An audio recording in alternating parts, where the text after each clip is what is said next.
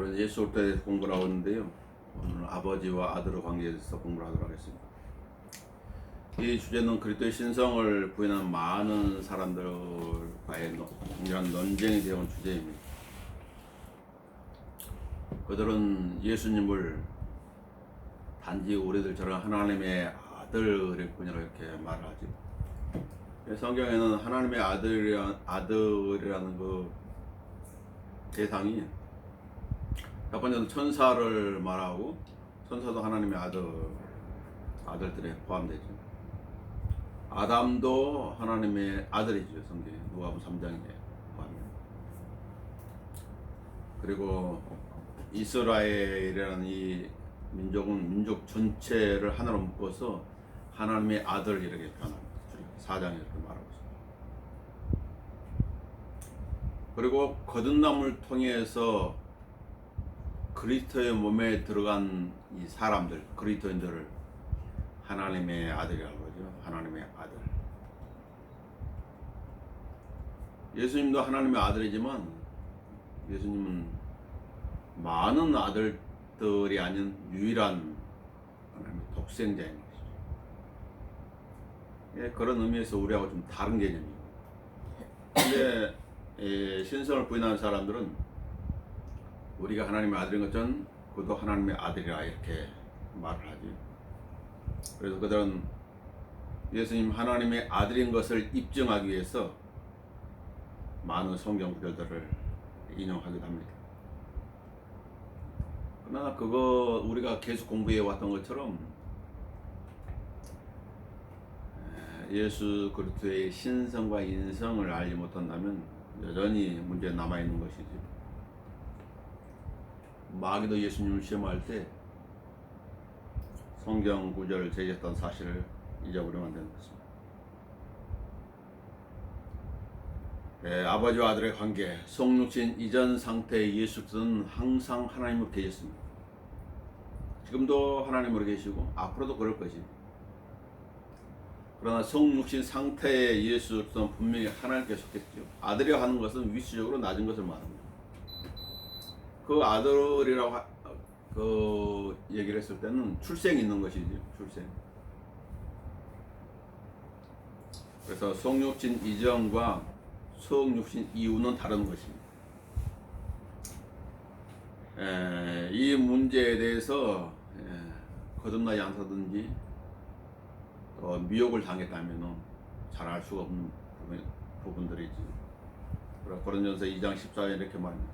그러나 자연인은, 이 자연이라는 것은 거듭나지 않는 사람을 말하는 것이죠. 하나님의 영의 일들을 받아들이지 아니하나니. 그러니까 어떤 사람들은 예수를 자신의 구조로 말하지만 예수의 신성을 믿지 않는 것이죠. 이게 뭐 모순이 되는 것이 그 믿음이. 이는 그 일들이 그 사람의 어리석게 여겨지기 때문이요. 또 알 수 없나 이는 그 일들이 영적으로만 분별되기 때문입니다. 자유주의자들 좋아하는 건 뭐예요?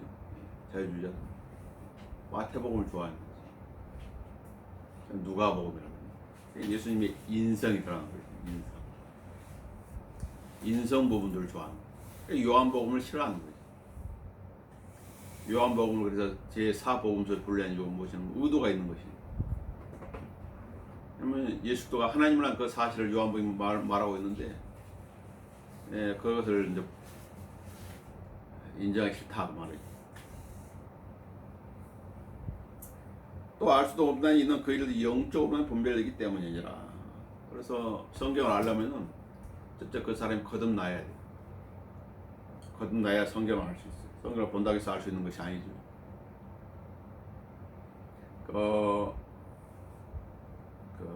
불교의 그 성철 스님은 성경을 봤잖아요. 성경을 받고 불교를 가르치는 사람입니다. 자신은 어디로 간다고 갔어요? 지역의 깊은 곳으로 간다고 이상을 떠난 거죠. 성경을 알려면은 거듭나야 돼. 그리고 겸손한 마음을 가지고 있어요. 중요하다. 그래야 성경을 알 수가 있어요. 우리는 성경이 무엇을 가르치느냐에 주의하는 것이 아니라 성경이 무엇을 말씀하고 있느냐에 주의해. 성경은 무엇을 말씀하고 있는 것인가? 누구든지 성경을 이용해서 무엇이든지 가르칠 수가 있어요. 무엇이든지.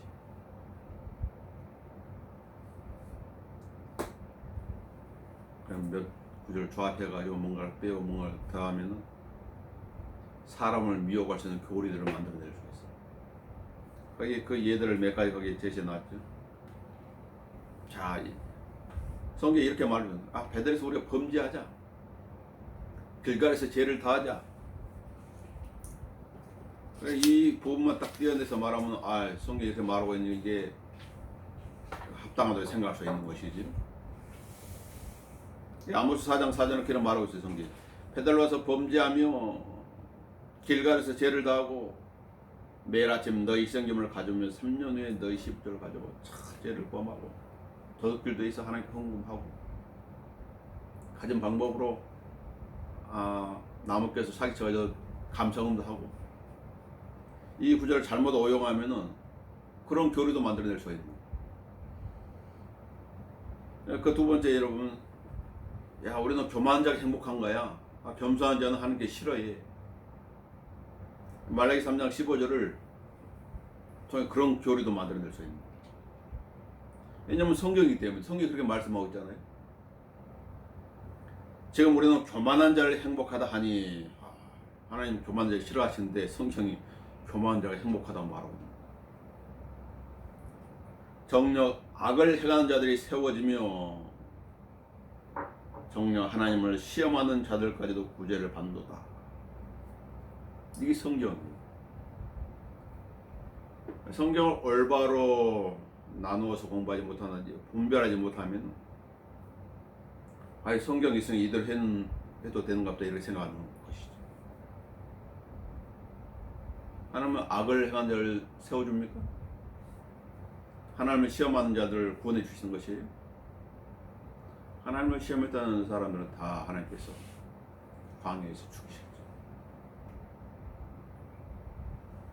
이게 성경입니다. 진리의 영으로 인도를 받느냐 악령에 미혹되어 있느냐에 따라서 어떤 사람 성경을 알 수 있지만 어떤 사람 성경을 모르게 되는 것입니다. 또 세 번째 예를 보면 하나님께서 악인들에게 평안을 주신다고 성경에 말씀하고 있습니다. 욥기 12장 6절에 욥은 이렇게 말했어요. 강도들의 장막들은 번성하며 강도질하고 못된 짓을 하는데 더 번성합니다. 하나님을 진노케 하는 평안하니 하나님을 진노케 하는 사람들 악을 행하고 그리스도를 죽이고 이런 사람들이 두려워해야 되는데 평안하다는 것이. 또 뭐래? 하나님께서 그들의 손에 풍성하게 가져다 주시니 더 준다는 거예요. 하나님께서 이런 악인들한테. 어쨌든 이렇게 보이는 것이죠. 이 세상에서 부유를 소유한 대다수 사람들은 하나님을 모르는 사람들이에요. 하나님을 모르는 사람은 부유를 소유했고 하나님을 모르는 사람들이 권력을 가지고 있지. 어떻게 보면 이렇게도 생각할 수 있는 거죠. 그러나 아니죠. 이건 욥의 생각일 뿐이었어. 고난당하는 자예요. 욥. 무엇을 말씀해주고 있는 것입니까? 성경을 볼 때 정신을 차려 봐야 됩니다. 앞뒤 문맥을 잘 살펴야 됩니다. 네 번째 예를 보면 사람은 죽지 않는다는 교리도 만들어낼 수 있어요. 왜냐하면 창세기 3장 4절에 너희가 반드시 죽지는 아니하리라 이렇게 나와 있거든요. 그 미혹된 그 신천지의 이마의 그 교주는 그 육신을 가지고 영생불사한다고 그러지. 그걸 가르치는 거예요. 죽지 않고 육신을 꾸지 영원히 산다는 거예요. 근데 신천지를 믿던 많은 사람들이 죽었거든요. 어떤 이단 종교를 만든 어떤 한 여인도 자기는 죽지 않는다고. 내 무덤 전화를 갖다 놓으면은 전화를 내가 받을 수 있다고 그렇게 했는데 우스꽝스러운 일이죠. 무덤 전화를 갖다 놔보세요. 누가 전화를 받는가? 그런 교리도 미혹되게 만들 수 있다.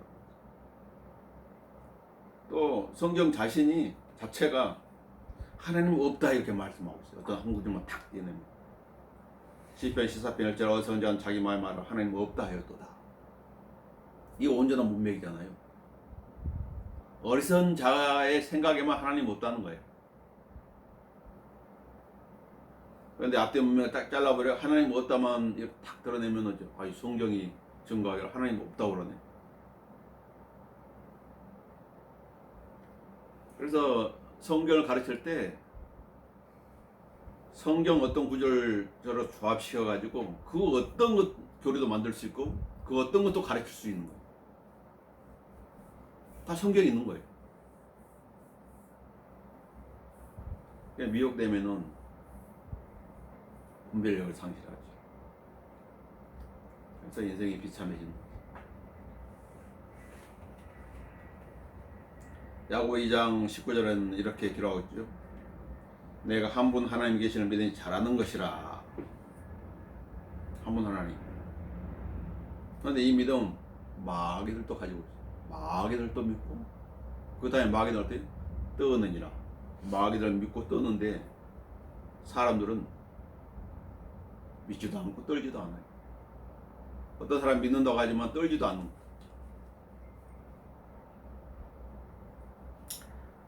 성경은 하나님으로서 예수 그리스도 아버지 하나님의 동등한 분심을 말씀하고 있습니다. 가르치는 것이 아니라 말씀하고 있어요. 성경이 말씀하고 예수 그리스도는 하나님. 구약에도 말씀하고 있고 신약에도 말씀하고 있고 너무나 많이 말씀하고 있습니다. 어떤 구절을 짜집게 해가지고 가르치는 것이 아니랍니다. 그래서 누구든지 아들을 부인한 자에게는 아버지가 없으나 아들을 시인한 자에게는 아버지가 있느니라.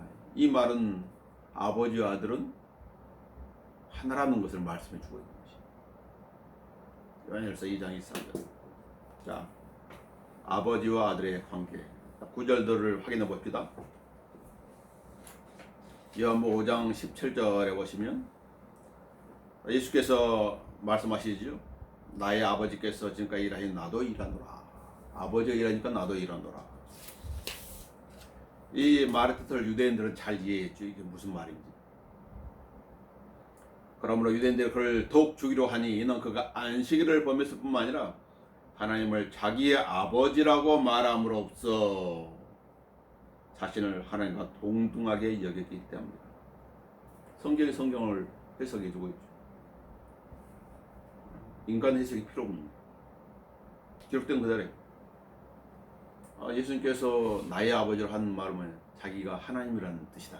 유대인들이 그렇게 이해를 합니다. 누가 말해주지 않아도.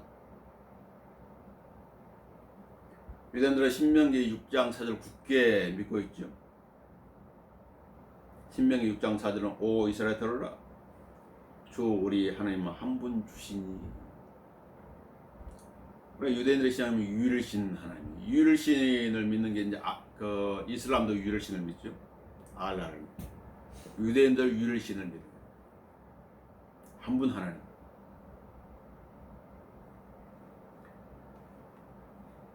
그 두 번째 유대인들은 예수께서 신성 모독죄를 지었기 때문에 돌로 쳐 죽어야 한다고 생각했던 것이죠. 레기 4장 12절 16절을 보면 하나님을 모독하는 사람은 어떻게 돌로 쳐 죽어야 되는데 나사렛 예수가 우리가 목수의 아들인 것을 아는데 그가 하나님을 자처하는 거예요. 그러나 유대인들은 어떻게 돌로 쳐 죽여야 한다고 생각했던 것이죠. 우리는 사울이라는 청년을 뭐 알 수 있죠. 사울이란 청년이 그리스도인들을 박해한 이유가 뭐예요? 하나님 믿는 사람 박해한 이유가? 믿는 유대인들을 박해한 이유가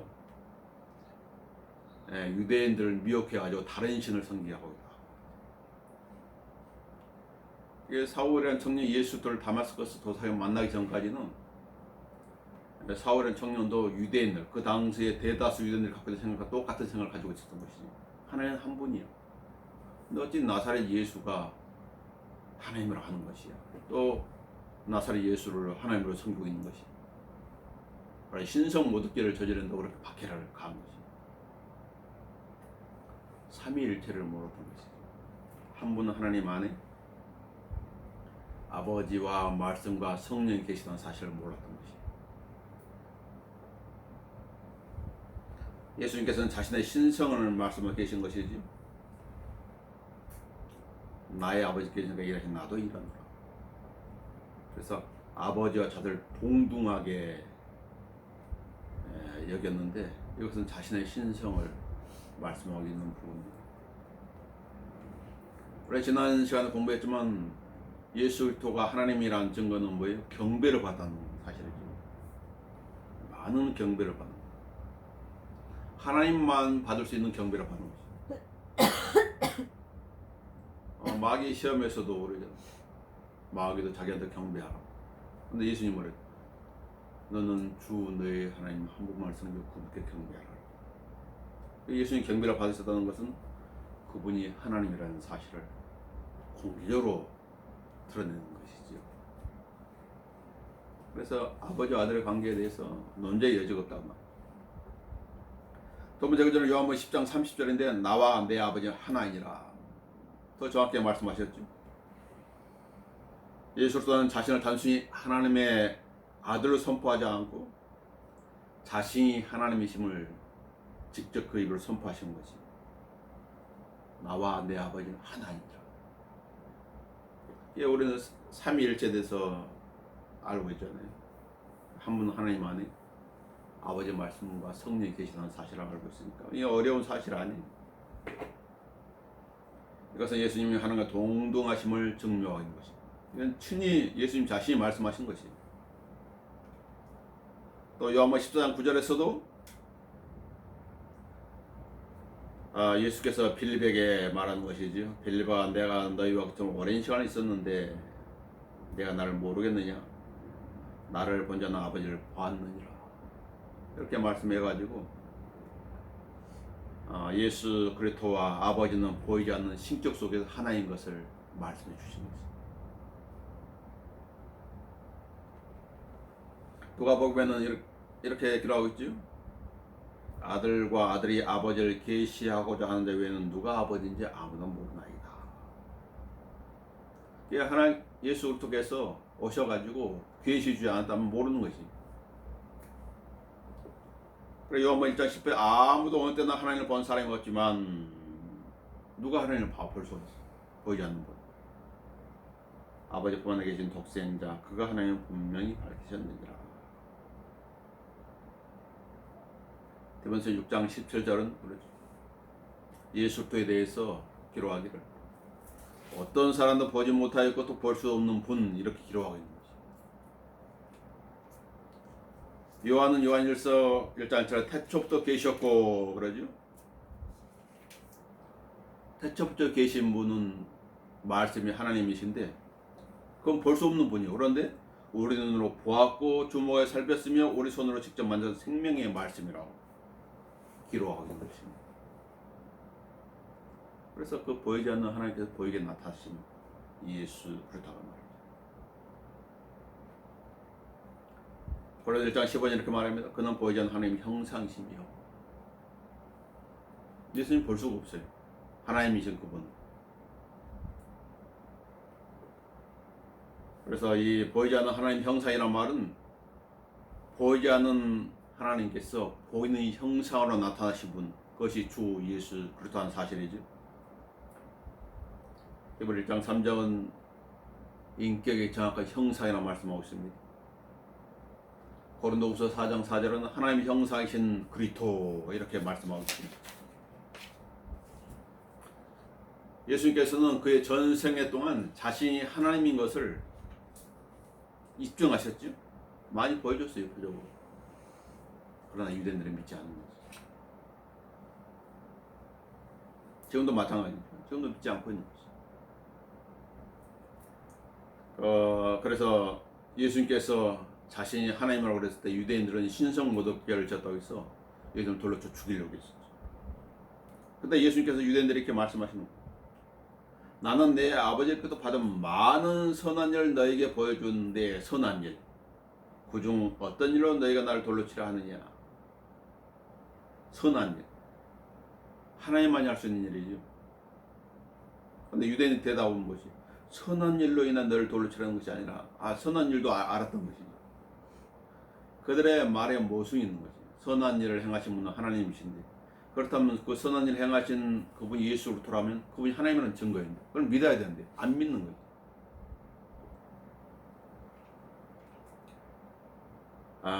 선한 일로 인해 너를 돌로 치는 것이 아니고 하나님 모독하기 때문이라.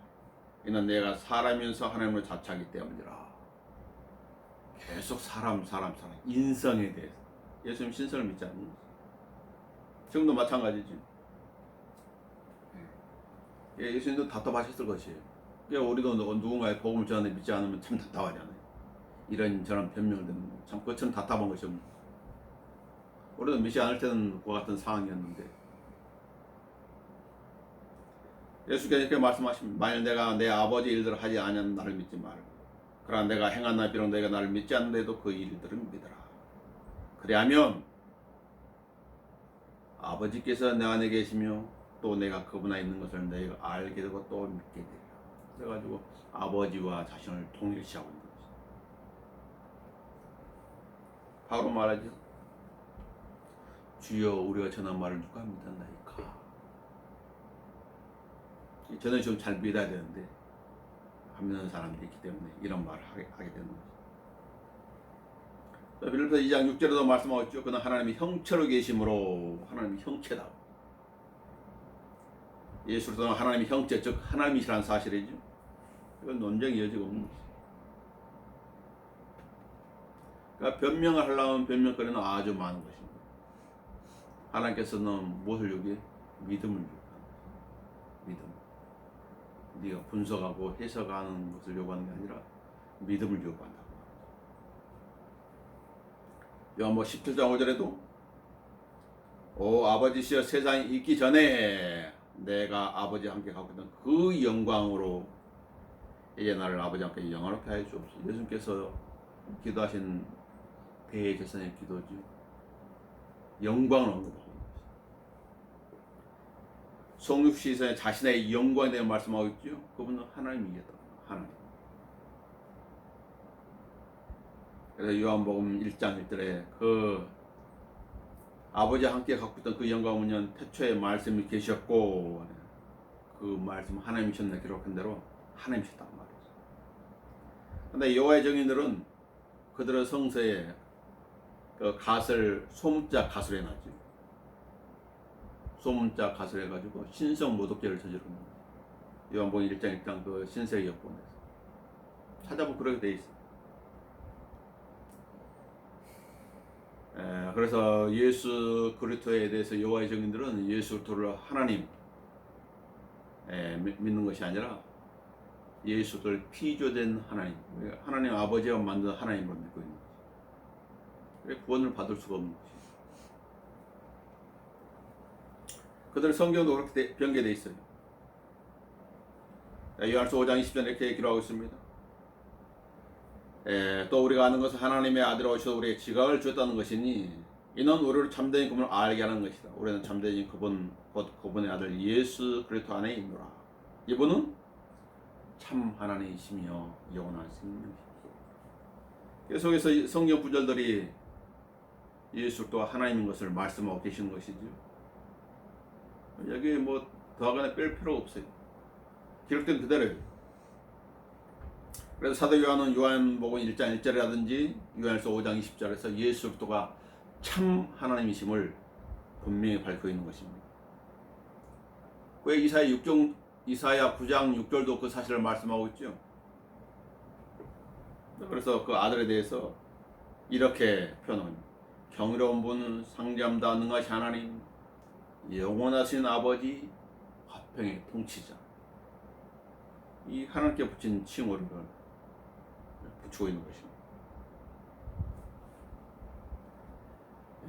디도서 2장 13절에도 사도 바울은 디도한테 본 서신에서 예수 그리스도에서 이렇게 언급하고 있습니다. 그 복된 소문 곧 위대한 하나님이신 우리 구주 예수 그리스도. 그래서 우리는 예수님의 재림을 기다리고 있는데 우리가 기다리고 있는 그는 어떤 영광이 아니라 우리의 구주가 되신 하나님이라는 사실을 언급하고 있는 것이지. 우리는 영광스러운 하나님 예수를 기다리고 있는 것입니다. 히브리서 8절에서도 아버지 하나님이 그의 아들에 대해서 하나님이라고 부르고 계시는 것입니다. 자, 이해를 돕게 히브리 1장 5절부터 하나님께 어느 천사에게 넌 내 아들이라 오늘 내가 너를 낳노라 말씀하신 적이 있는가 봐. 이런 적이 없다. 성경을 다 찾아봐. 그러나 8절에 그러나 아들에게 말씀하시기를 오 하나님이여 아들에게 이렇게 말해요. 아버지 하나님 오 하나님이여 주의 보좌는 주라는 표현을 쓰죠. 주의 왕국 하나님 주라는 단어를 쓰고 있는 것이 이게 아버지 하나님이 아들 하나님에게 하는 말씀인 것입니다. 예수도 하나님이라는 사실을 언급하고 있는 것이죠. 유다서 25절에도 사도 유다는 그의 서신에서 구주를 하나님 부르고 있지요.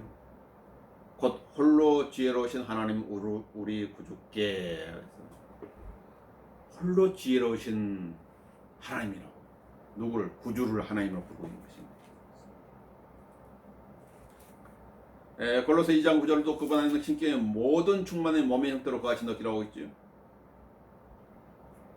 보이지 않는 하나님이 보이는 형태로 나타난 사실이죠. 마태복음 19장 2절에 예수 그리스도의 변형성 사건은 성육신 이전에 그리스도의 영광을 드러내주고 있는 것입니다. 하나의 말씀인 성경에 말하는 기독론은 예수 그리스도께서는 아버지와 아들 관계를 맺고 계시지만 아들이 성육신 이전에는 항상 계셨던 하나님이심을 말씀하고 있는 것입니다.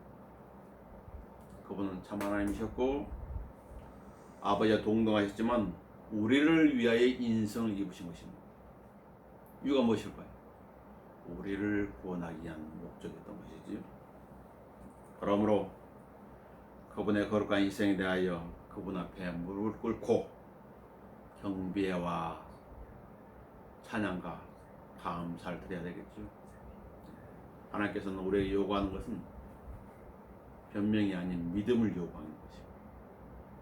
이 성경의 그 내용들을 믿으라고 말이죠.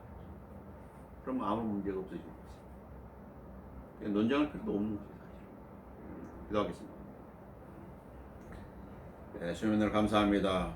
오늘도 이렇게 주님 바로 첫날에 예수에 대해서 공부할 시간을 갖게 해주셔서 감사를 드립니다. 예수들을 올바로 알아서 그분이 우리를 위해서 하신 일이 무엇인지